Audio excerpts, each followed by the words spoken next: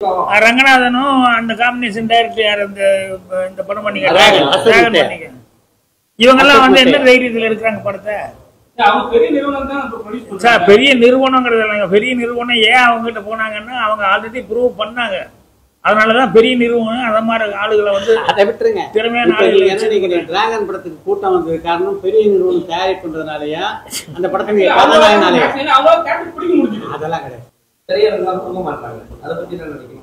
ஒன்றும் இல்லை, நீங்க மட்டும்தான் பிஸியா இருந்துட்டு இருக்கீங்க. உங்களுடைய டைம் தான் கிடைக்கவே மாட்டேங்குது. இப்ப 17-19 வந்து இல்லைங்க, நீங்க பிஸியா இருக்கிறது ரொம்ப சந்தோஷமா இருக்கு. ஆனா என்னன்னா நீங்க இவ்வளவு எல்லாம் பிஸியா இருக்கிற அளவுக்கு படங்களும் வந்து ஓடணும் இல்லையா?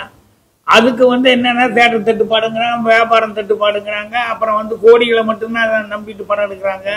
இதெல்லாம் என்னன்னு சொன்னோம்னா இன்னைக்கு காலையில கூட ஹெட்லைன் ஏதோ ஒரு பத்திரிகை வீக்லி மேக்சின் சினிமா வந்து எவ்வளவு கீழே போயிட்டு இருக்கு ஹெட்லைன் போட்டுருக்காங்க.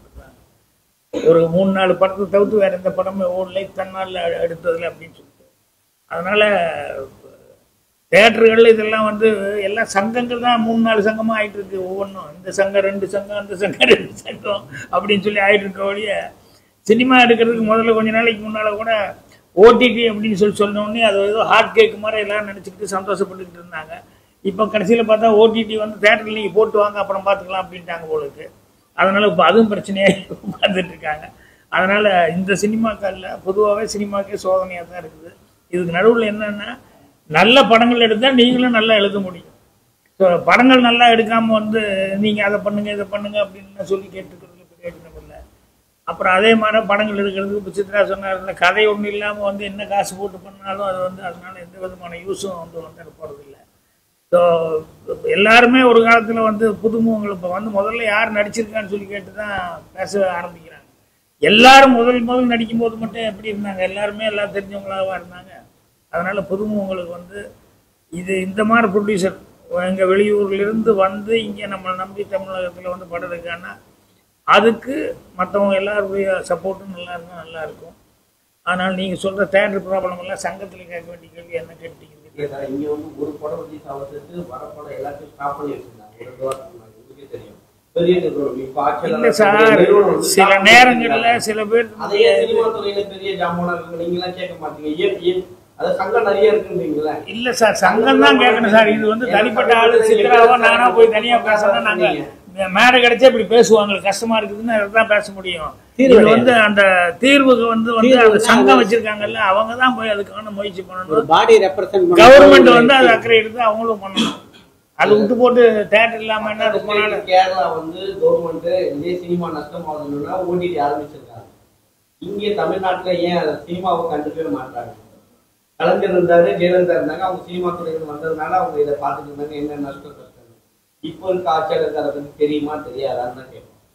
ஏன் நீங்களா போய் சொல்லக்கூடாதா? இப்ப இருக்கிற ஆட்சியாளர் சினிமா துறை மேல கவனம் செலுத்து அப்படின்னு சொல்ல முடியாதுங்க. ஒரு மிகப்பெரிய திரைப்படம் அவங்களும் சினிமால இருந்து வந்தவங்க, துணை முதல்வர் சினிமா நடிச்சுட்டு இன்றைய முதலமைச்சர் பெரிய படம் வரும்போது அவங்க தான் வாங்கிக்கிறாங்க, மீதி எல்லாத்தையும் அப்படியே கீழே தள்ளிடுறாங்கன்னு குற்றச்சாட்டு வருது.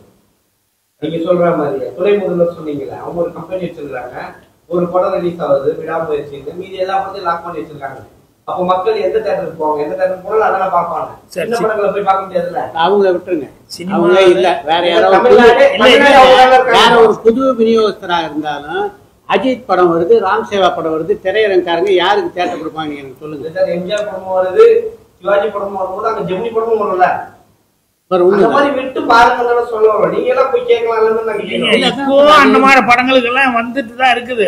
அதனாலதான் ரப்பர் பந்தெல்லாம் ஓடுது இல்ல.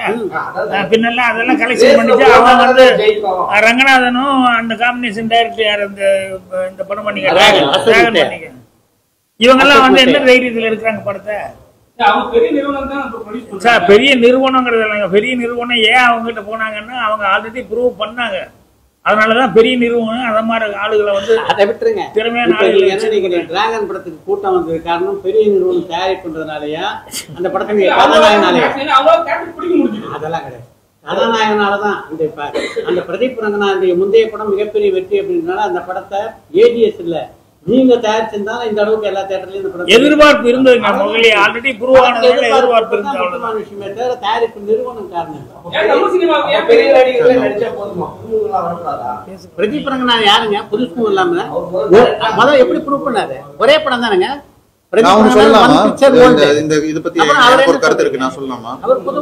நான் வந்து ஒரு 10-12 வருஷமா இந்த இண்டஸ்ட்ரியில இருக்கேன்.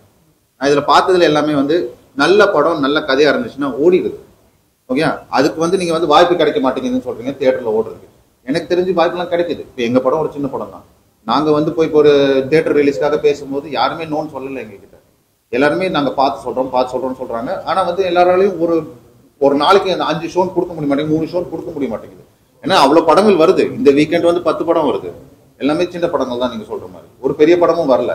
நீங்க பெரிய படம் வந்து ஒரு பெரிய கம்பெனி வாங்கி அவங்க ரிலீஸ் பண்றதுனால எல்லா தியேட்டரும் எடுத்துக்கிறாங்க கிடையாது. அவங்க எல்லா தியேட்டரும் எடுத்துக்கிறது கிடையாது. அவங்க வச்சிருக்காங்க, நம்மளுக்கும் கொடுக்குறாங்க. படம் நல்லா இருந்துச்சுன்னா ஓடிடுது. இப்போ சொல்ற மாதிரி லப்பர் பந்துன்னு ஒரு படம் இருந்துச்சு, நல்லா ஓடிச்சு. ஏன்னா கதை நல்லா இருந்துச்சு, வாழை நல்லா இருந்துச்சு, ஓடிச்சு. அதே மாதிரி அது கூட வந்த 10 படம் எங்க உங்களால பேர் சொல்ல முடியுமா?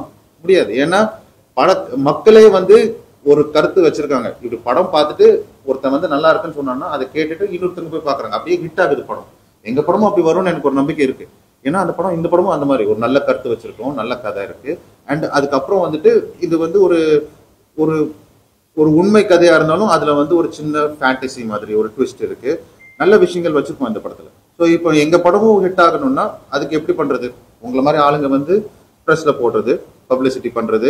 அது மட்டும் இல்லாம நம்ம தியேட்டர்ல போய் மக்கள் பார்த்துட்டு வெளியே வந்து நம்ம படத்தை பத்தி நல்லா சொல்லும் போது நீங்க அதை எடிட் பண்ணாம கரெக்டா போடுறது. அப்படி பண்ணாலே போதும்னு நினைக்கிறேன். நம்ம இந்த இண்டஸ்ட்ரிக்கு நம்ம நீங்க சொல்றதுங்க அந்த டாமினேஷன்ங்கிறது ஒரு காலத்து டிஸ்ட்ரிபியூட்டர் கையில இருந்தது, ஒரு காலத்து ப்ரொடியூசர் இவங்க டாமினேஷனா இருக்கும், அப்புறம் தேட்டருக்காரங்க டாமினேஷன் மாறி மாறி வந்துட்டு தான் இருக்கும்.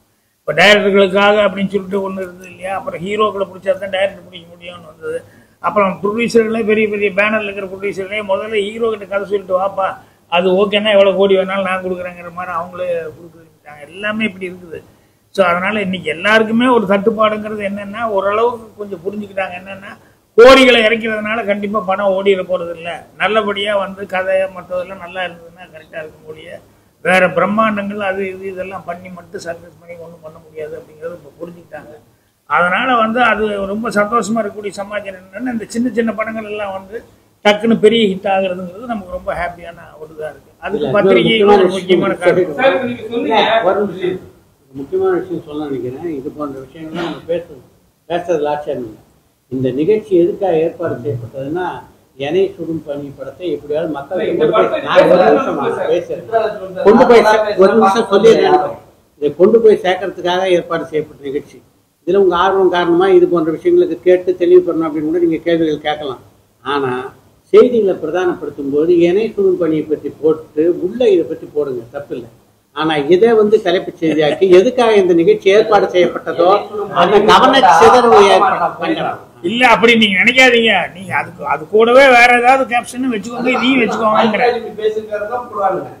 இதுக்காக தான் உள்ள வந்து பாப்பாங்க. பயங்கர என்ன சொல்லியிருக்காங்க தான் பாப்பாங்க. என்ன சொல்லுங்க படிக்க ஒருத்தவங்க வந்து தேட மாட்டாங்க. செய்தி போறதுக்கே இப்படிப்பட்ட டைவர்ஷன் தேவைப்படுதுன்னா அப்ப படங்கள் யோசிச்சு பாருங்க. அப்போ நீங்களே சொல்லுங்க, நீங்க தான் சொல்லணும். ஒரு செய்திக்கே உங்களுக்கு தேவைப்படுது. இந்த டைரக்டா இந்த செய்தியை பத்தி சொன்னா ஜனங்க பார்க்க மாட்டாங்க. இதுக்கு ஒரு டைவர்ஷனா ஒரு கேப்ஷன் தேவைப்படுதுன்றீங்கல்ல. அப்புறம் தமிழக அரசு உதவி பண்ண மாட்டோம் நிறைய பேர் சொல்றாங்க. உங்களை மாதிரி நிறைய ஜாமான் சொல்றாங்க. என்ன காரணமா இருக்கு? ஏன்னா தமிழ் சினிமால இருந்து நிறைய பேர் வந்து அரசியல் போயிட்டாங்க. ஒருவேளை அதனாலதான் இருக்குமோ? என்ன தமிழ் சினிமால இருந்து நிறைய ஆக்டர்ஸ் எல்லாம் வந்து அரசியல் போயிடாங்க. அது ஆப்போசிட்டா பெருசா பேசப்படுறாங்க. சோ அதனால வந்து இவங்க ஏன் ஹெல்ப் பண்ணணும்னு சொல்லிட்டு ஒரு விஷயம் இருக்குமோ? உங்களுடைய போகம் நடக்குதுன்னு சொல்றாங்க. இந்த தமிழ் சினிமால எத்தனை நடிகர்கள் இப்ப வந்து அரசியல் இருக்காங்கன்னு சொல்லுங்க. எத்தனை பேர் அரசியல் எந்த காலத்துல அரசியல் துறவரமே பொள்ளாச்சி சம்பவத்தை வச்சுதான் அந்த படம். இல்ல பொள்ளாச்சினா வந்து நீங்க அதாவது உண்மை சம்பவம் தான். பட் வந்து நீங்க பொள்ளாச்சி நீங்க நினைக்கிறீங்க இது வந்து அதுல ஒரு பாட்டு இல்ல சார். அது பொள்ளாச்சினால ஞாபகம் இல்ல நம்ம அது இல்ல அந்த மாதிரி இல்ல சார். பொள்ளாச்சி அந்த மாதிரி இல்ல பொள்ளாச்சினா அந்த வேற மேட்டர் இருக்கு. அந்த மேட்டர் வேற